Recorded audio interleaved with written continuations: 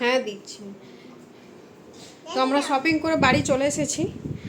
তো মিমির জন্য ওই ব্যাগগুলো নিলাম না, কারণ ওই ব্যাগগুলো 650 টাকা করে। তো ডিজাইন মডেল সবই ভালো লেগেছিলো, কিন্তু এখন ছোট তো ওই ব্যাগগুলো খুব একটা ক্যারি করতে পারবে না, আর ছিঁড়ে যাবে। তো খুব একটা বেশি দামের ব্যাগ নিলাম না। তো এমনি আমরা দোকান থেকেই এই ব্যাগটা নিলাম। তো এটা 350 টাকা নিল।